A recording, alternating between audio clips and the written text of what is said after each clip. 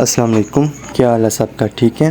तो जैसा कि आपने थंबनेल पे देखा होगा कि आज की जो वीडियो है हमारी है affiliate marketing versus referral marketing. इन दोनों में डिफरेंस क्या है? क्या ये दोनों मार्केटिंग की स्ट्रेटजी सेम है? तो आपने भी कभी कभी ये सोचा होगा कि इन दोनों में फ़र्क क्या है, what is the difference between affiliate marketing and referral marketing. चलिए मैं आपको समझाता हूँ।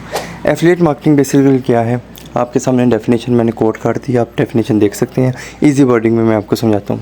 मिसाल के तौर पर ये एक बंदा है मिस्टर अहमद, ये चाहता है कि मैं स्किल साइडर के कोर्सेज़ परचेज़ करूँ, लेकिन कोई प्लेटफॉर्म नहीं है जहाँ से ये परचेज़ कर सकें। एक ये न्यू बंदा है जिसका नाम है बिलाल, इसके पास इसके प्रोडक्ट्स हैं स्किल साइडर के, क्योंकि स्किल साइडर की कंपनी में काम करता है, उसका एक हिस्सा है। तो ये क्या करेगा, स्किल साइडर के कोर्सेज़ को मिस्टर अहमद को दे देगा, बेच देगा कुछ पैसों से। अच्छा, ये पैसे इसको नहीं देगा, कंपनी को देगा। क्यों? क्योंकि प्रोडक्ट किसकी है? कंपनी की। जब कंपनी की प्रोडक्ट किसी कस्टमर को सेल होती है, वो कस्टमर कंपनी का एक पार्ट बन जाता है। ठीक है, आगे से वो चलता जाता है, उस कंपनी में हिस्सा ले लेता है, उसके साथ साथ काम करता जाता है। यही कोर्सेज़ स्किल साइडर के हैं।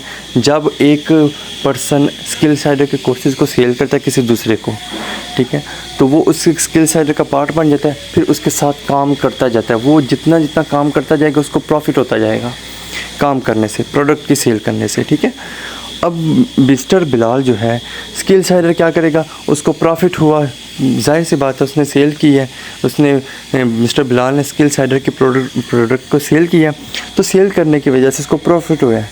तो प्रॉफिट मार्जिन में से थोड़ा सा हिस्सा वो दे देगा मिस्टर बिलाल को एज अ कमीशन।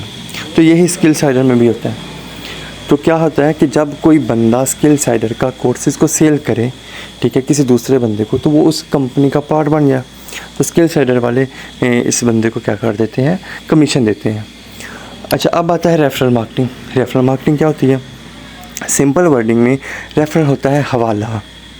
मेरे पास एक बंदा आया, मुझे किसी कंपनी में काम लगाओ, मैं कहता हूँ तुम फलानी कंपनी में XYZ में चले जाओ, वो तुम्हें काम दे देंगे। अब उस कंपनी को लोग चाहिए सिर्फ क्या, अपनी वैल्यू को बढ़ाने के लिए, अपनी कंपनी को बड़ा करने के लिए सिर्फ लोग चाहिए। ठीक है, तो क्या करता है, कोई प्रोडक्ट नहीं सेल कर रहे, वो बंदा क्या करता है, तुम मेरा हवाला लेना उस कंपनी में। वो कंपनी में चला जाता है, जाके लिखता है मुझे हुज़ैमा ने भेजा है। ठीक है, वो जाके कहता है ठीक है हुज़ैमा ने भेजा, आप काम कर लें। अब आप वो बंदा और लेकर आएगा। जाहिर सी बात है, कंपनी को क्या चाहिए, सिर्फ उसको कस्टमर चाहिए, कोई और चीज़ नहीं, सिर्फ कस्टमर चाहिए। कोई प्रोडक्ट नहीं सेल कर रहा, कोई लोगों को बेनिफिट नहीं दे रहा। ठीक है, तो सिर्फ क्या है, कस्टमर ले रहा है, लोग ऐड करवाते जा रहे हैं। लोग आया, जाके नाम लो XYZ कंपनी में, तुम्हें प्रॉफिट मिल जाएगा। ठीक है, तो सिर्फ लोगों को ऐड करवाना क्या है, रेफ़र करना।